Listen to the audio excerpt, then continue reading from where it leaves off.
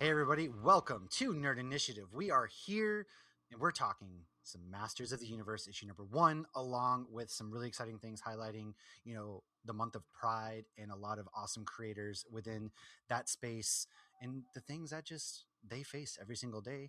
So if you haven't subscribed, first and foremost, right, we got to say like the little subscribe things, get out of the way. But if you nerds haven't subscribed, we're going to come find you. Don't worry.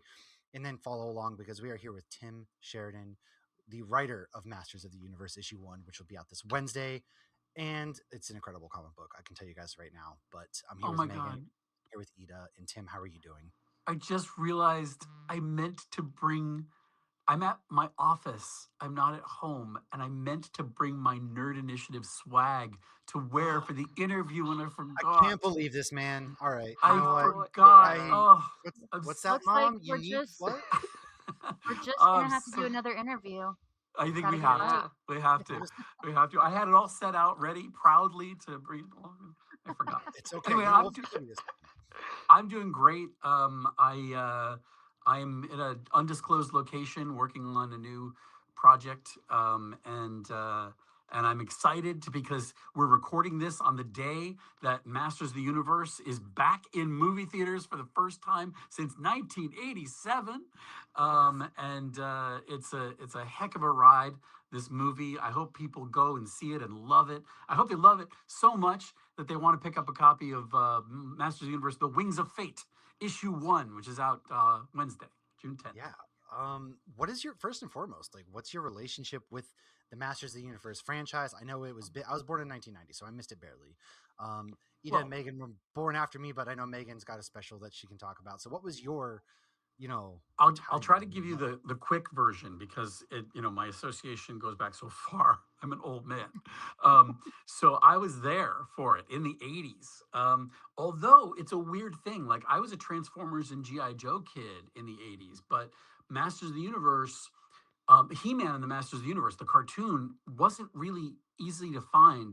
I grew up out in the woods in Rhode Island, and we didn't have cable, and we had a big antenna on the roof of the house, like a giant metal antenna that would get struck by lightning in every rainstorm, and we'd have to like go back and put it. My dad would go put it back up again. It was always falling down. But we'd get like two, maybe three channels, like on a if the weather was good, which was a real thing, by the way. And so I didn't. So the He-Man show wasn't always around for me. I remember vaguely seeing it, but then She-Ra came on, and that I could see consistently for some reason, for whatever reason, that was always on when I could see it. So I kind of found my way to He-Man a little bit through She-Ra as a kid, which I did not tell my friends I watched She-Ra, by the way, because I was afraid I would be made fun of.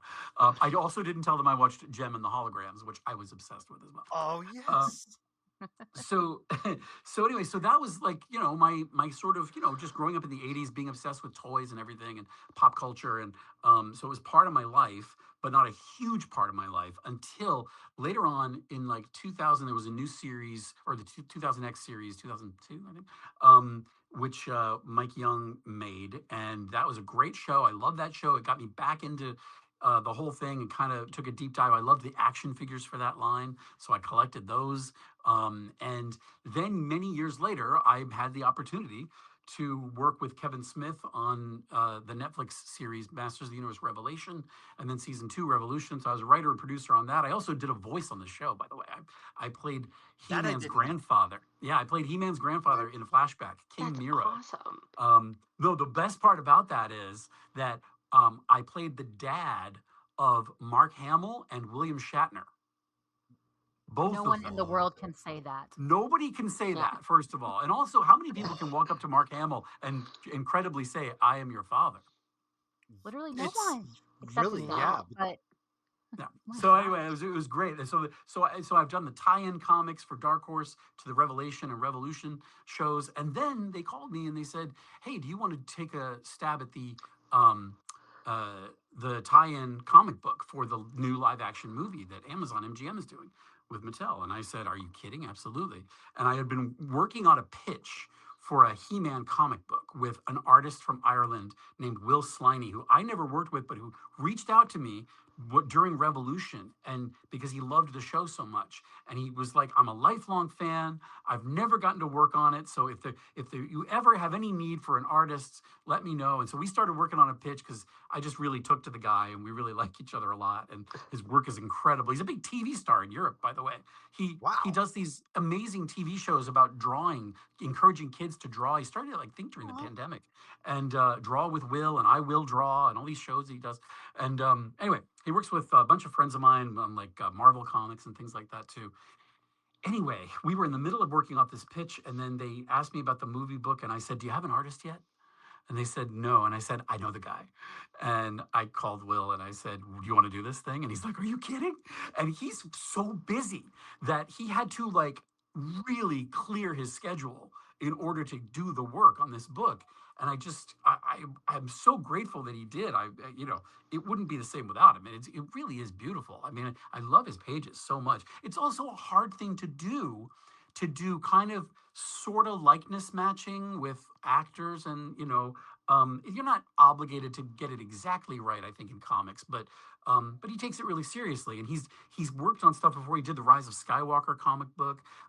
So like that's kind of something he had a gear for. And so I think he was the right guy for the job, and I'm so glad we got to do this together. It He's is. definitely the right guy I for the job Yes. because the art was fantastic. It is. And you remember when I told you I was going to give you the short version? That was the short version. I mean, I could have sat here and listened to Yes, any version you honestly. really gave Me us because too. I love when stories like that get together. I mean, Megan, I know you were kind of forced into the He-Man world, so starting with you, like, well, because you said your dad watched it, so like Yeah, by I association, right? was. No, Oh, I What agree. is My Megan oh, dad, for just this my make me dad, feel book? so old. Here we go. My dad was a fan. My Oh my grandfather gosh! really loved that show. Hey, well, speaking of you being my the dad is father of people, actually, my dad's actually like a younger dad. He's just a super nerdy dad, whether he admits it or not. Yeah. So, like when we were younger, it was like Super Mario, He Man, Star Wars, all of those things that a little girl isn't usually the one. And he had three other sons, my brothers, and we all just sat around watching these super nerdy things. And when I was younger, I was like, this is never going to matter. Why am I watching it? And here I am talking to Tim Sheridan guess about what? it. It mattered. It So I'm excited to tell my dad. matters. Yeah. Yeah. Ida, did you before this comic before like did you grow up with He-Man at all? Like, cause I was hit or miss personally. I wasn't loved like Megan was loved apparently. I did not. I actually, my first like thing with He-Man was actually the Netflix She-Ra series. Oh, Yeah. Yeah. So I yeah, remember I had a meeting really early on before they were like in production, where they were still writing the show. I had a oh meeting to work on wow, that show. And I like don't know why I did this, but I was like, they were looking for somebody to be a story editor on the show, who's kind of going to be the lead writer on the show. And I was scared. I didn't think was qualified, and I fair. didn't think I could do that job at that point in my career. And I basically talked them out of hiring me in the room. I was just like, I think here's a list of other people that I think would be good at this job. And I like look back on it now and I can't believe I did that. I just can't believe it because that show is so good. It's It It so is, wouldn't, but good. it like yeah. it all leads somewhere. Like it all happens for a reason, you it know? does. Exactly. And I Yeah, I mean, mean, honestly, I wouldn't have worked on. Wouldn't have met Kevin Smith, and worked Yeah. on the Revelation show. I think if I had done that. So, Yeah. um, I had an opportunity to work on the Netflix. Also had a kids like CG animated show that they did right at the same time as Revelation, and I had an opportunity to work on that show, but I had just had my first meeting with Kevin and the other people who were going to work on the show, and I was like, I I can't. I just said I'm going to work on Revelation. I can't not do that, and I can't do both. So I yeah, didn't. I didn't end up working on that. I mean, they didn't, offer me the job anyway. But still, I was like, I was so lucky to be working on the Revelation show, which is very my speed too. Like that show, we one of the executive producers from Netflix, he's a huge lifelong Motu fan, and he said, remember when we were like I always see my job, by the way, when I'm doing this is like to make you feel I'm writing to make you feel the way you felt the first time you ever experienced this stuff, and Oh like yeah. when you fell in Yeah. love with it.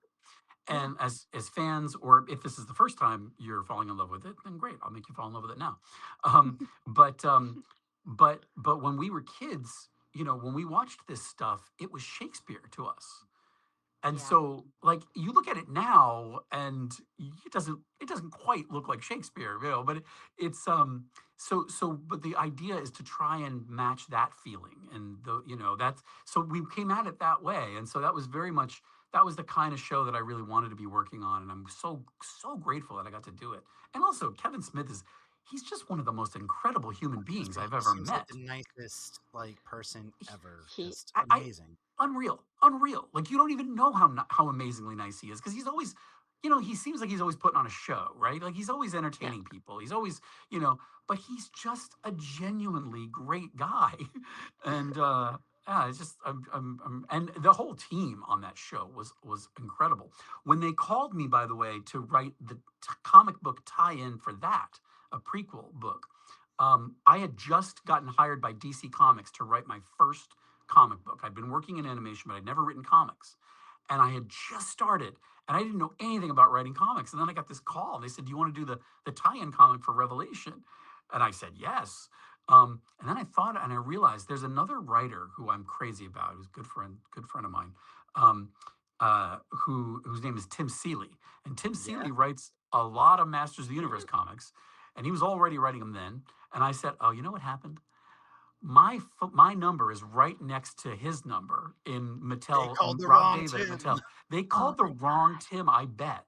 And like they accidentally offered me this job, but I took it.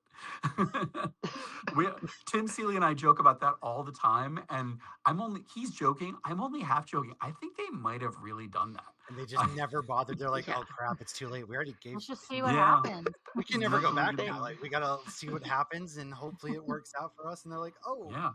they were yeah, like, we Mhm. just gotta roll with it now. yeah." Yeah. Like, "Oh, we You just rarely get you rarely get an opportunity though. Like there was a.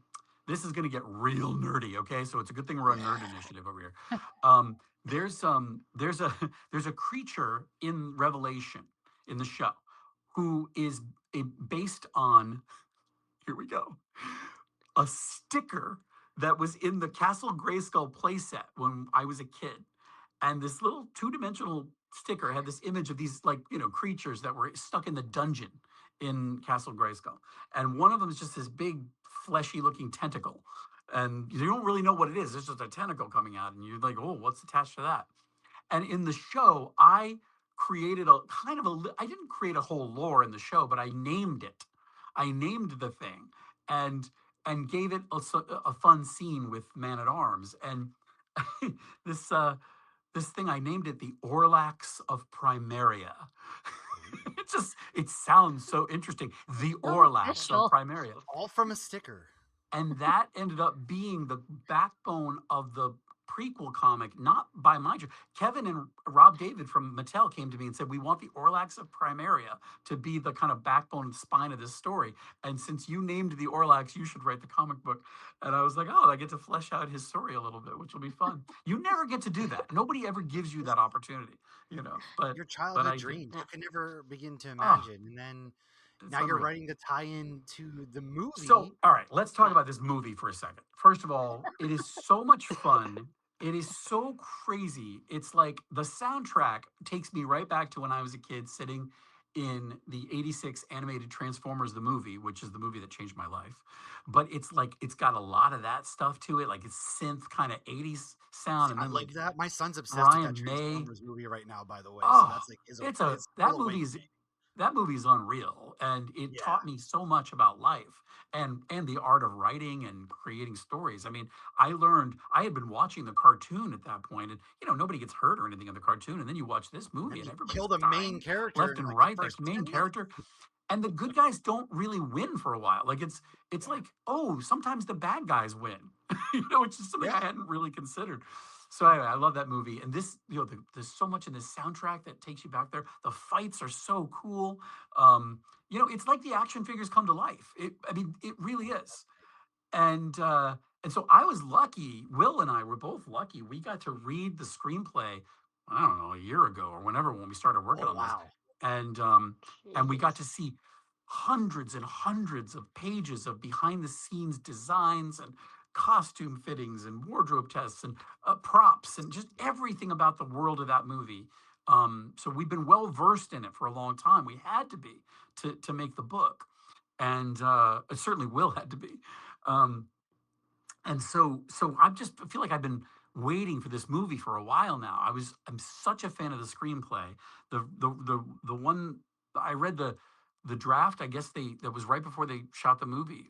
Chris Butler, who I met at the premiere of the movie, just did a sensational job on that screenplay, and I was blown away by it. I tell people they should teach this because I had read an earlier version of the screenplay as well, and I the rewrite is so smart. I said, boy, they should really teach this in film school. It's a really good way to do a rewrite. Um, Nobody will ever read that previous version that I read, so you may mileage will vary on whether you would agree with me or not. I have a little bit more information, and so I feel like, but he did just an extraordinary job on it. So, and Travis Knight did the Bumblebee movie, which is just I love that movie too. I'm not gonna. That movie It's it's so the absolutely good. rocked. for me it is the best of all of those movies, all Thank those you. Yes, Transformers it movies. captures that '80s Absolutely. vibe again for me. It's just everything. It's got so much heart, and it just felt like the toys come to life for me. So he was the right guy. I can't believe they got him to do it. He's the right guy to do it. And anyway, this story, I was like, well, what if they let me Mattel, excuse me, Mattel and Amazon MGM and everybody just kind of left me alone. Dark Horse, they all left me alone in the beginning, even before Will got there, to concoct a story and that would tie into the movie. And I love stuff that's not a prequel, not a sequel, and this movie gave me it affords an opportunity if you when you see it, if you've seen it, um, it affords an opportunity to put the story smack dab in the middle of the movie. Not even the middle, like it's right after the first act of the movie. There's a big Ooh. set piece, and then this little story picks up as a kind of a little side quest, if you will, and See, I was features wondering when that would fit it. Okay, I love. Ooh, yeah, and it I like features that. characters that I think I think fans like me are going to want more of. So I thought, well, let me give you. I've got an opportunity in the pages of the comic book to give you a little bit more with these characters. So why don't we do that? So I pitched that, and it was like everybody was on board from the start, and it was just smooth sailing. It's been a really fun process. Well, because usually with Yeah. these kind of things that have such an established world already, you don't get that side quest vibe. You get this is where they started, this is what happened after. Like you said, a prequel, sequel kind of thing. That's what Mhm. I appreciate about the comic because it was something completely new, but with characters that we all grew up with. Yeah. And it was in a situation that you would never think would happen, but I'm so glad it did. Well, I mean, I guess at this point, the preview pages have already come out, and a lot of people have seen the movie. So I'm not used to being able to talk about this. I should tell you that I have been under NDA for so long. This is the very first interview that I am doing is Oh, with you wow. for Oh this wow. book. Yes, he's And so free. I am accustomed to completely avoiding talking about anything from the book, and I've suddenly realized while I'm talking to you, well, no, I guess we can talk about some of this stuff. The Talk preview about just it. came out, so this story is a story that features fan favorite, which is surprising to me because when we started doing Revelation, I don't think he was a fan favorite. I think we changed people's minds on this character, which is Orko, is the little Trollan magician, Mm. is at the center of this story. This story that is about how um, you know even the smallest among us can have the opportunity to walk the hero's path, or in Orko's case, float the hero's path. Yes. uh, but yeah, so that was that. I love that character. I did some work with him on Revelation. Unfortunately, I am the guy that killed him in episode 4 of Revelation, but then Mm. we knew we were bringing him back. We knew we were bringing him back, so it was fun. It's But funny about Orko because, like you said, no one saw him being a fan favorite. That came out of nowhere because when we were watching it as kids and growing up with it, yeah, Orko was just kind of like the comic relief kind of thing. a lot of people But were annoyed by him. They Yeah. felt like I thought as it they was grew up, cute. I I do too, love but I feel him like so much. You Yeah. watch Revelation, you see how much I love him. I mean, yeah. you know, I just gave him a little, you know, he has a little monologue where he's talking about expectations that are placed on him, and he doesn't think he can rise to the challenge, and you know, and then in the end he does, and he saves everybody, and it's, you know, I love a character like that. I do too. And I think it's like, Same you know, here. in this new culture, there's always the cute thing. There's Grogu, there's something small, there's Yoshi. And I feel like people want that thing because it does attract kids to the project and it does kind of Yeah. stick with you. I feel I like do that's where we're at with Yeah. Orko, and I love it. I do think Orko always kind of, as a kid, with the Filmation cartoon, certainly, Orko was kind of the stand-in kid on the show. Like Yeah. he was Hmm. like who the kids should. The idea was for them to identify with him. He was always kind of screwing up. He wanted to be with, you know, all the heroes. He wanted to go on the adventures, but he wasn't really good at all of it. Um, and so part of that really fed where this story comes from. I mean, he doesn't know any of these people yet in this story. He's new here, and he is about to sort of show his true colors. He's given an opportunity. There's a call to action, and he's given the opportunity to answer that call, and he doesn't hesitate. And I think that that's true to his character as we know it, as we've learned about that character, you know, over the past 40 years. Um, but we're getting to see sort of that moment when he makes that decision to take that leap, and like I say, walk the hero's path. Yeah. Well, I Yeah. mean, in this book too, it's you got to think this universe, right? It's big, muscular men and women running around, and then you got Orgo, who's like this just tiny. He's got his little yellow eyes from his hood, and you're like, oh, what is he gonna do? But actually, in this story so far, you give him a lot to do, and you really show a lot of his character as he's saving and meeting other things, and we meet some of these other characters who are just mean for no reason, but he just takes it all so well, and you're giving him life. And I think, again, going back to Revelations, which I watched, like, you are without a doubt the way that you capture his spirit and kind of make him larger than life and said really anybody can be a hero. I think that's a big reason why people have gravitated to him. Yeah, I think Yeah. that's the thing. I mean, that's the canvas that you get with him. Yeah, it's great. Ida, I'm going to throw this over to you as well All because right. this is your moment here. I want you to shine here as we have also a series going on. So, uh, Hi, Ida. obviously, hi. uh, obviously, like coming from someone that doesn't know too much about He-Man, how do you work like representation into the storyline? You know, this is a great question because the answer is I try not to, because I trust that that is part of who I am, part of my process. Like I don't come at a story with an agenda for anything like that. I mean, I think that it's important that that stuff. We should representation is so important. I mean, my Alan Scott book was very much about that. I was talking about it today actually, which was like, you know, there's a whole segment of the population of queer people who, you know, lived a certain way in the 1930s and 40s and throughout until today, and some people still do, and they Yeah. deserve to be represented in comics just like everybody else. They deserve to be represented in all media. But for me, you know, I luckily I'm as a gay man, I could write that character and infuse him with some of my experience and the honesty of my story and my truth, and trust that it's going to be there while I'm satisfying the bigger question, which is like, how do I tell this story about this hero and him answering that call to action and becoming the hero he's supposed to be? It's the same. Orko in that way is the same as Alan Scott, right? Like, you get that call to action that says, are you going to be a hero or are you not? And we follow that path and we do it. Luckily for me, I don't feel the pressure to try to you know I never feel like inorganically that I'm trying to bring something different and add something into a story. I'm approaching it like I always approach playing with the toys. all my life. Let me put these toys together and let me see what they say. You can see some of them behind me. Let me see, what do these two do? What's this look like when they're together? That's what that Evelyn and Orko episode was on Revelation. I was like, let me put them together and see what happens. And it becomes, I think the Kevin Smith, you know, we watched that episode and we did a little commentary after we had made it.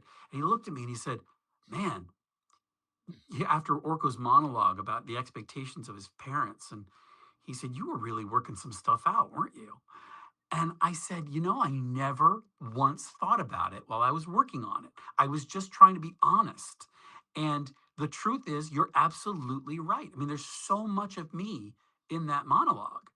And so, yeah. So, I mean, I think if you're, if you're lucky, it shines through and people pick up on it and they see it and they believe in it. But I try not to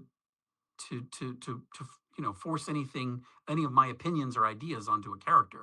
You know a lot of times people will tell you, oh, that's a what do they say, that's a writer, what's the term they use when they say that the writer is placing themselves in the story, it's a stand-in Oh, for the Oh, writer, like or there's a self-insert. term for it that I try to ignore, so yeah, that's why I don't like know it, Yeah. because I don't self-inserting, believe or yeah, self-insert, they call it a yeah. Yeah. self-insert, and I just find that to be absolutely asinine. It's just like, no, we write from a place of honesty, and that means that the characters we write often have similar traits or thoughts or things but they also have things that are completely different. They think Right. things that we would never think Yeah. and do things that we would never do. You know, I mean, you're telling a story too at the same time, and yeah. if a little bit of you does come Exactly. out, you're that you're coming from the heart. Well, but That's really so what it is. Right. to answer your question, Ida, I think where representation is important is in the hiring of creators and writers and artists and people who inherently have these parts of their story and their DNA. And when they are honest and they're telling a story, it's going to come through and it's going to come out, so to speak. But that's where that stuff to me really has to happen. Because otherwise you end up in a situation where you have somebody who maybe does not walk that same path, being in charge Right. of a character and writing a story for a character that is not their personal experience. And you have to wonder, how authentic is it then? And are you really getting the best story from somebody who's never had anything close to that experience? Writers have great imaginations and they should be allowed to give it a shot. But there's also certain stories that I think like coming out stories, for instance. I think coming out stories are better told by people who've experienced that personally. If Yeah. it's not, then tell it from a different perspective. Tell it from a perspective you understand, like Yeah. when your friend comes out or your parents or whatever, tell me that story, because then you've got something to tell me that's honest and true and part of you and your DNA. That's a really good point. Very true. Good point. I definitely get it with saying that you're kind of leaving the story with a writer that it's like, what do I do? Because that's how I always felt when Wolverine, Cyclops, and Jean Grey had the thruple at one point, and I was like, Yeah. that poor next writer, Yeah. they had no idea. They're like, why did you do this to Now, me? this Like is they're not why, gonna know. yeah, I mean, as a Trollan magician from another dimension, that's why my personal experience, I was able to bring that to Wings of Fate. Um, No, this is where the imagination part comes in. But there's so much about Orko that is like me. So maybe some of the details on the surface aren't the same, but yeah, it's the same thing with Alan Scott. I mean, look, I don't wield great powers. I don't I have don't know. I saw you magical in that cape abilities. the other day, and I I'm know. pretty sure you're glowing green. If nobody's watched the video of Tim Yeah, there in his Alan Scott get, it's the great. Every time it comes across my social media feed, it just makes me so happy. Yeah. I want you to it's know, such a like this long week has video. been really hard, and I Oh saw no. that come across, and I was just like, I love this video. It just made me so happy for some reason. It's so long. I've been chopping it up now. I'm going to do like smaller segments of it to, like, okay, this is a section about this section about this, but I'm not putting on the cape again for another. So I'm not going to record another video. I'm going to chop that one up right now. I mean, I It's love the fine. cape. Don't get me It's wrong, but still, the cape is great. No capes, unfortunately. No capes. You never know. no But capes. No capes. yeah, Ida, back to you. Do you have any? Because I know you got some really good questions. Yeah. So, Uh, Interrupt me, by the way. Don't let me okay. filibuster. I will just keep talking and talking. Just tell me to shut up. You spent We're 24 all hours on the good. Nerd Initiative floor. Yeah.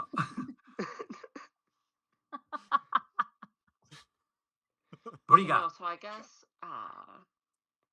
my next question would be like, besides besides like the Netflix She-Ra, was there anything that like you were presented with that like you turned down but now you like regret it? I mean, first of all, let me be clear. I didn't turn down Shira. I just in the room talked them out of ever even He considering me. said, But "Yeah, I'm great, but you know Yeah. who's better at this?" yeah, I was terrified.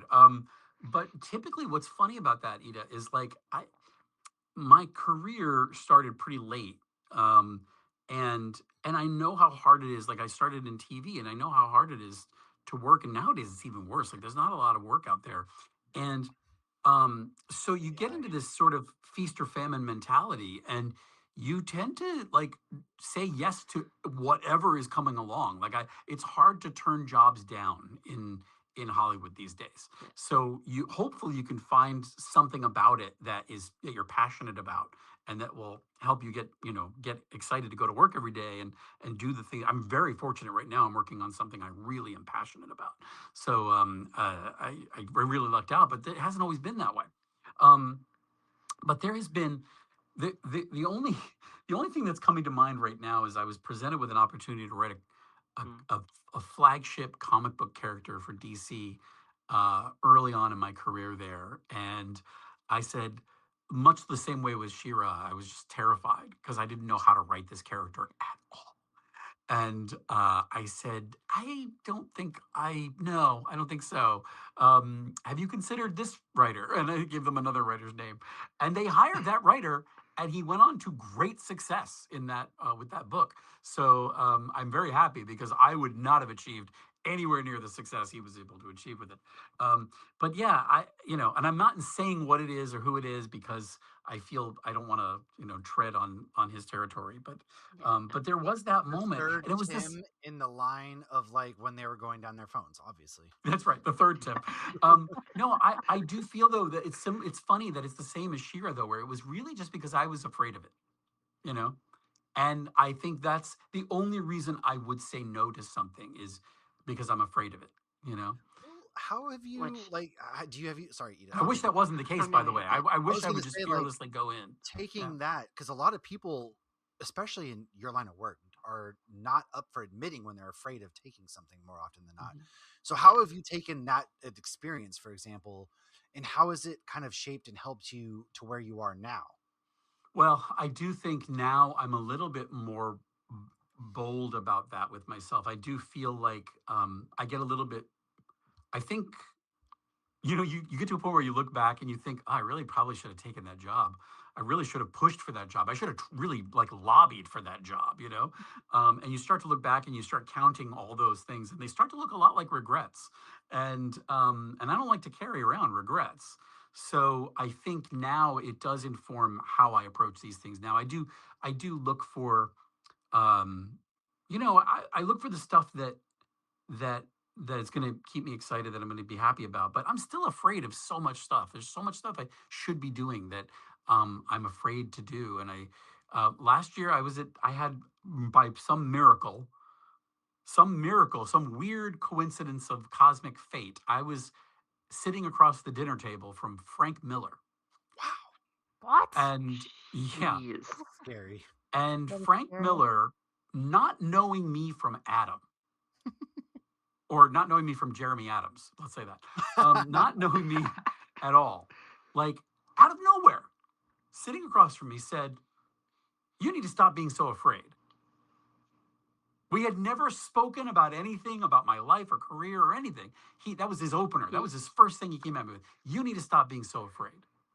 And then he talked about kind of what it was like for him transitioning out of doing working for the man, working with Mhm. playing with other Oh people's toys versus going and doing Sin City, um and he made a really compelling argument, and uh and I thought, he's right. I don't know I don't necessarily know how to not be afraid, but I'm trying to say yes when my knee jerk is to say no because I'm scared, and that's it. It's going to be a lifelong thing. I'll always be Process. Yeah. trying.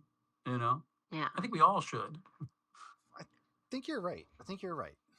Is there a character that is like a dream character, afraid or not, it would be an instant yes for you to write for? Tim Drake. Ooh. Ooh. Okay. Tim I Drake. love I've been so I was about Tim Drake's age when Tim Drake debuted. I'm maybe one of the world's biggest Marv Wolfman fans, by the way. Um, I his name was Tim, was another thing that was obviously. part of He was Right I the there. was fourth call. He was one Robin below was you. my favorite. Yeah, that's right. He was the fourth call. Robin was my favorite when I was a kid. So there was a lot of stuff that drew me to that character from an early age, and he's kind of some characters have gone through a lot of ups and downs in their canon, and I feel like Tim has always kind of been for a long time. Tim was really stuck in one gear, and it was a good gear. You know, there wasn't anything bad about it. It's just he was kind of whereas Dick Grayson went off to the Titans and became Nightwing, and Damian has Mhm. like there's just so much volatility and interesting storytelling with Damian, Yeah. and Tim's the reliable one, and um, so I've always thought that there was room for some you know for Tim to go down some new roads. They've done some stuff obviously with his personal life and identity in recent years, which is cool. And like you say, representation. I'm here for it. And I always kind of felt that Tim Drake of everybody was probably queer in some way, um, but uh, but um, but that's not really the angle for me on that character. Like I think much the same way that I talk about like um, I just trust that it's there, and I'm not going to try to insert anything. I'm just going to trust that that part is going to come through. I'm less interested in writing about his personal life than his professional life. I'm very interested in the professional crises that he either is going through or should be going through. And I know Matt Fraction's dealing with some of that in his book right now, and that's kind of been where my head's at for a long time. But I tell you, if DC called tomorrow and said, here are the keys to Tim Drake, I would take it in a second. I think we would all accept that very, very Oh happily yeah. because it's like you need more Tim Drake in the world, you know? Yeah. I mean, I Oh agree. yeah. I also and I just want to see him go through some stuff. I want to see him go through some growth. Yeah, I just think there's more opportunity for growth with him, certainly professionally. Um, you know, than definitely more being solo one of the stories for Robins. sure. Yeah. I feel like he's one of them that gets forgotten about so much. I mean, because Damien has taken so much of the limelight. Dick Grayson is Nightwing, Deservedly and so. Yeah.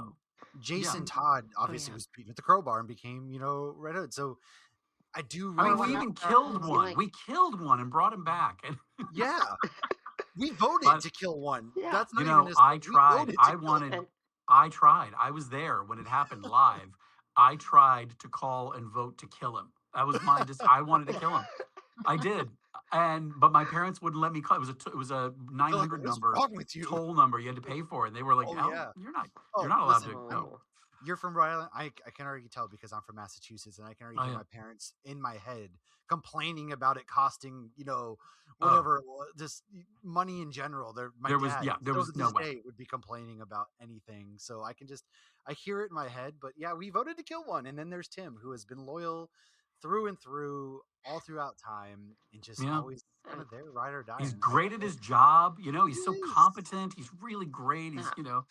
He's reliable, and even now, as he's exploring his personal life and his bisexuality, I guess I don't know that have they ever actually said bisexual with him? I don't think they No, have. I I I don't think think they they I just don't said it. think so.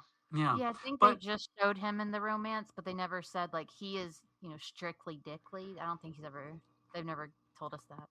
yeah, I don't know Yeah. what I don't know. I mean, they probably have. I probably just missed it. Maybe we'll see. I don't know. But I'm Now's the glad about month to all of find that. out But for them. it's true. Happy Pride, everybody. Yes. Yay. Well, I mean, speaking of pride too, there's a little book that you did last year, DC Pride, that Yeah. is up for an Eisner. What's it like having that being I know it's the editors, of course, They God, well, they deservedly Yeah. so. they do. They get they get named for the nomination, but a whole host of It takes a people lot to contributed. go inside of those books. Yeah, a whole Oh host of yeah. people contributed to those books. I was so lucky. So I had done the Alan Scott book, and it was even before we got the Eisner nomination for that book. Andrea Shea at DC, who heads up the DC Pride anthology every year, called me. She was one of the first people I ever met at DC years ago. We'd never worked together, and we were supposed to early on, and it never worked out.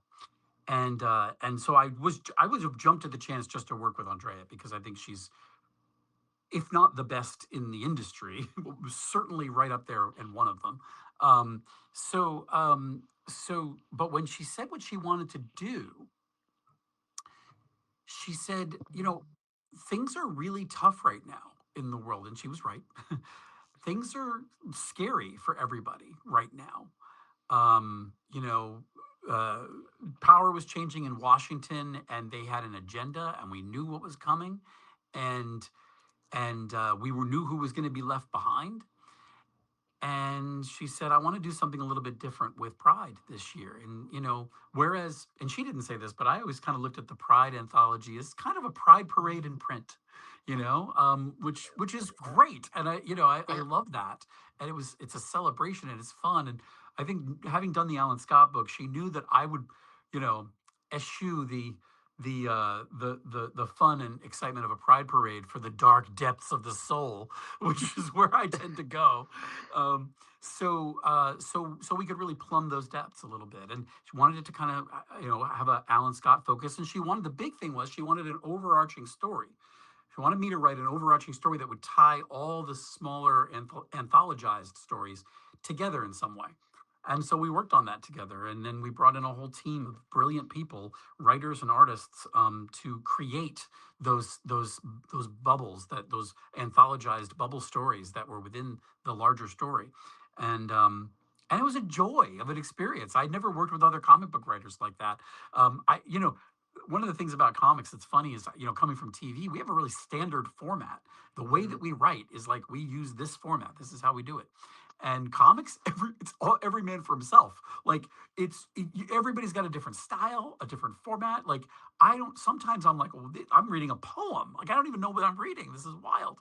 And it was so educational and fun to see how all the different writers came in and scripted these stories. And then that DC Pride anthology, which has been going strong for what 5-6 years, is Yeah. had never been nominated for an Eisner Award in the best anthology category, and then it came through this year. They nominated the book, and I'm so proud of everyone who worked on it. But it's really Andrea Shea as a dynamo. And that book doesn't exist without Andrea Shea. I mean the title. That whole title doesn't exist without Andrea. She works her butt off, and she's really good at this. And it was a real joy to work under her and work with her on it, and everybody. And voting for the Eisners just ended on Friday, so we'll be finding out Oh, I soon. can't wait. A If little more than a month from San Diego, so like, Yeah. But it was like with Nice. Alan Scott, like we didn't take home the hardware for Alan Scott. It went much deserved to the Zatanna book. But just getting nominated is, to me, it's like I big never deal. dreamed that I was going to get to dress up. I dressed up like 1966 Bruce Wayne from the I did series. remember seeing some pictures. Lie. Mm. um, but just getting to do that, getting to go and be a part, mix with all those great people and celebrate all the great stuff that came. It's hard to. How can you just pick one good thing from that came out in comics in the last year? I think the nominations It's are hard. to It's me tough. the big deal. I almost feel embarrassed if I were to win. If something I did were to win, I would feel embarrassed. I'd be like, yeah, but look Oh, at all these other great things that got nominated. Like. Tim's always trying to talk himself out of something. God. This imposter Yeah, guys, are syndrome you is just sure? wild. Like, Like he's gonna I'm talk just himself saying, out there's of the great, thanks award. for voting, but there's are you sure? there's good stuff. They should give it to all of them. That's all I'm saying. it's hard as Like, voters too to like sit there and really because it's so I feel like right now comic books are not in that nothing's ever perfect, but I think we're in a really good spot and we're getting yeah. into better places and we're opening more doors and things are people are taking more risks in comics and I think that's all a really good thing and it's So coming through and so much out there. it sounds like what you're saying is there are just so many great nominees, right? Like There there's are just so so many many great great. things. You're right. And I feel like So now what many. you're not saying is there were so many great nominees. That's why I didn't vote for your book. That's what I think you just said. I'm reading into what you just said. Great. Now we've been canceled because that's going to get spun, and now I'm going to end up on a certain fake news You're going to get broadcast taken where they're off. going You're to not have going to be me an out. Eisner voter anymore because I'm Great. it's like, look, you know, They wouldn't be the Matt first to Matt ban told me this everybody year. who he voted for. You're not allowed to do that. Great. Ah, Ida, this is why I had to stop talking. Take it, please. Turn my mic off. Take it away, Ida. I don't Cut his know if I mic. can do that. I don't have the power.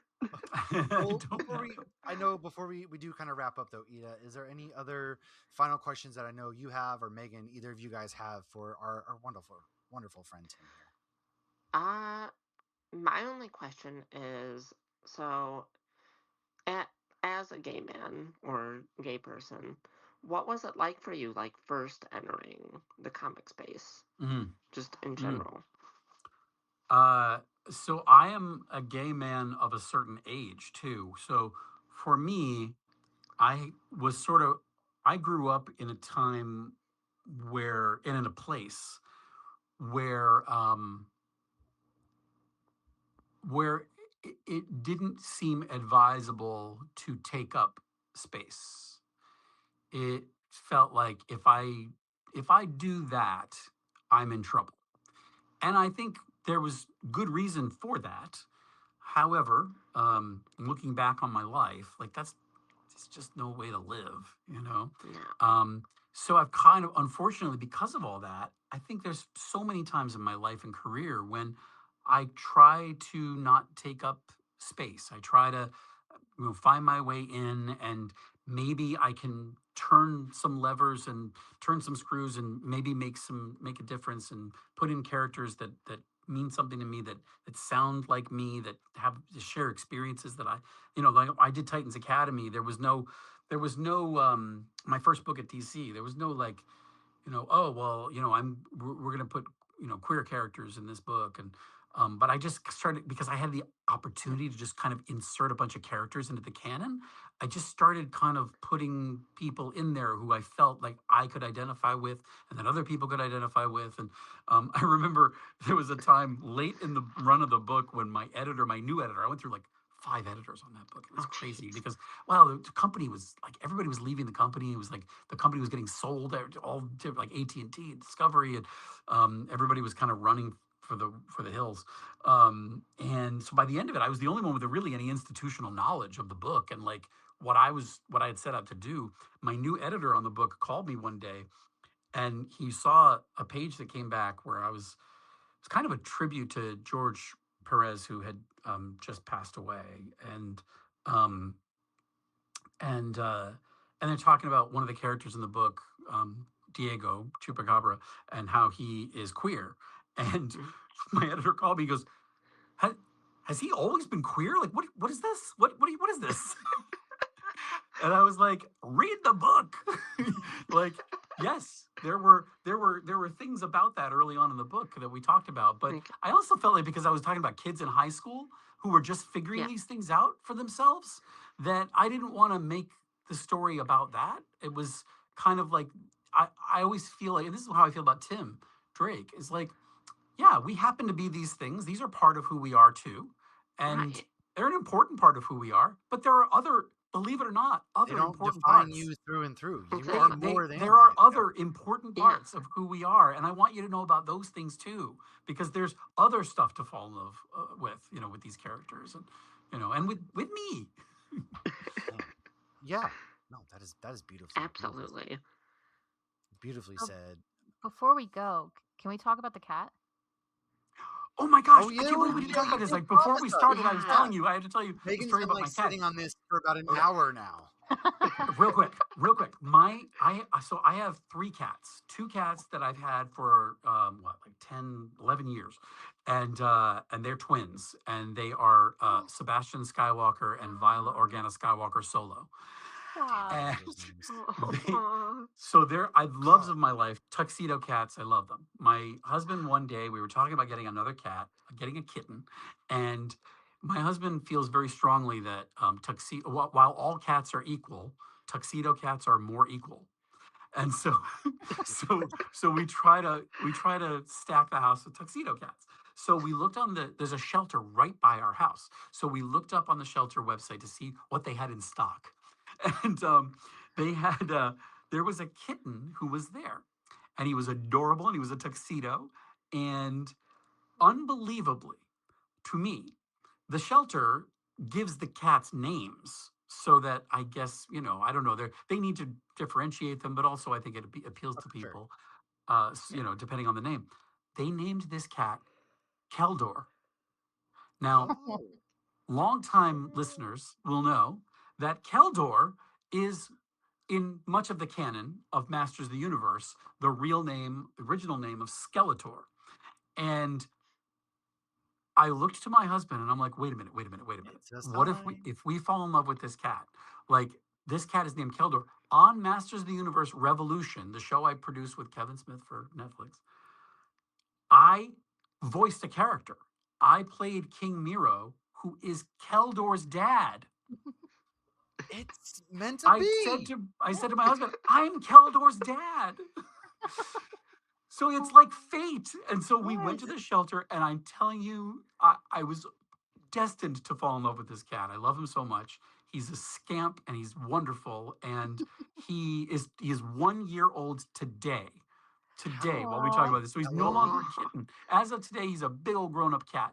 But his name, we kept his name, it's Keldor, because I'm Keldor's dad.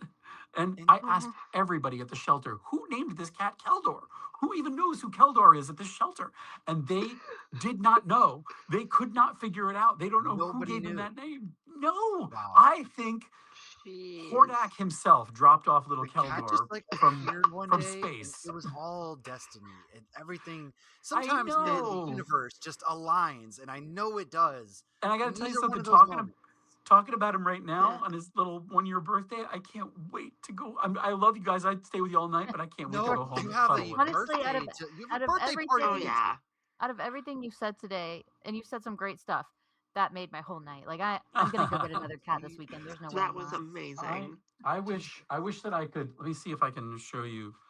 This is just the greatest. him. Look at him. See, He's so I sweet. got cat fever. I want to Aw, buy That's my little I want to go guy. adopt another cat. he's Damn. so That's my I little guy. know. There's adorable. no way I leave this weekend without a new cat. There's no way in hell. You No. know what? That's a good public service message for us to leave on. Adopt cats. They're Yes. wonderful.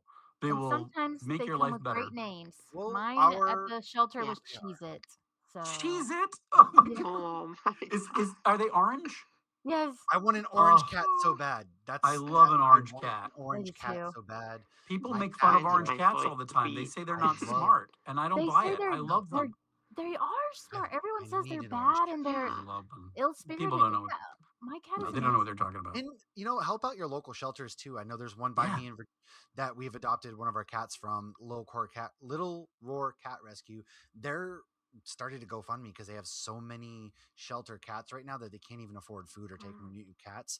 So even if you don't I know like you. cats or A lot of anything, these like places you can foster them. You don't have you to can like commit foster, to like Yeah, there's them. You other know. ways. So like Yeah. if you can donate Yeah. food, if you can foster kittens, like there's other ways other than like out there Look. just downright getting a cat. Just think about all the joy cats have brought you on social media and on the internet over the true. They years. do the I mean, silliest. cat Oh videos, yeah.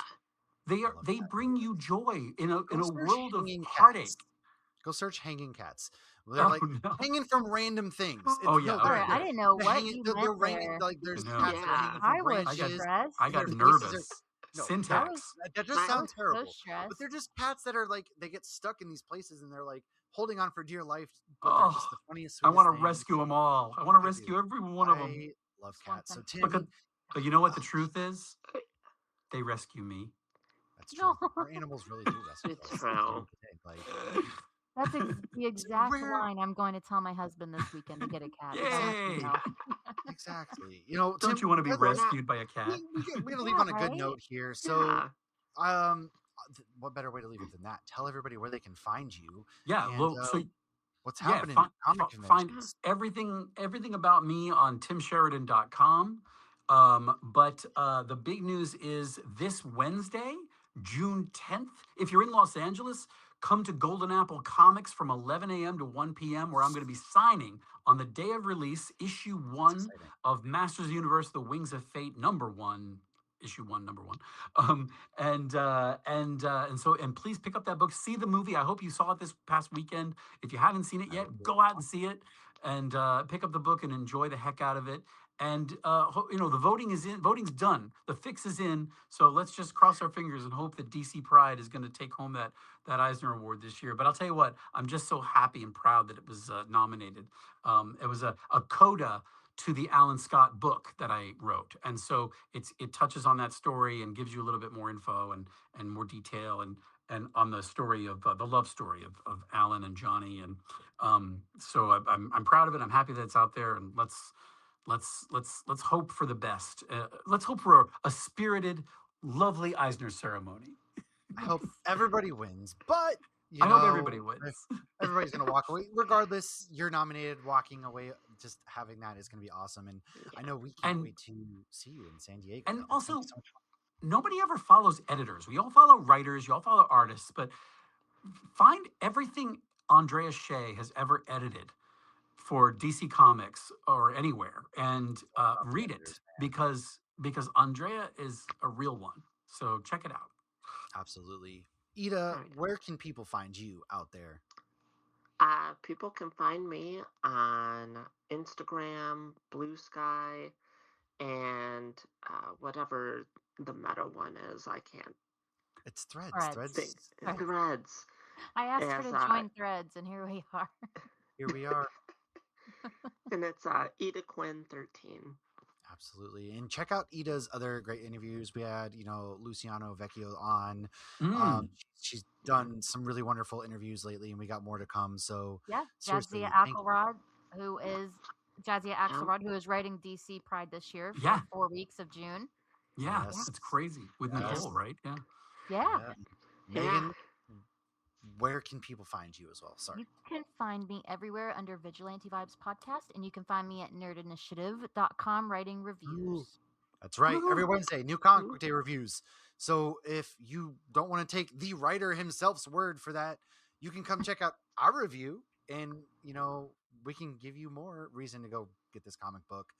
Go check out your local comic book shops. They are the backbone. Pre-order these books. Help these wonderful, beautiful human beings that are telling amazing stories. And everybody out there, check out Masters of the Universe. Let Tim know, let us know, and pick up this comic book. And we'll see you guys.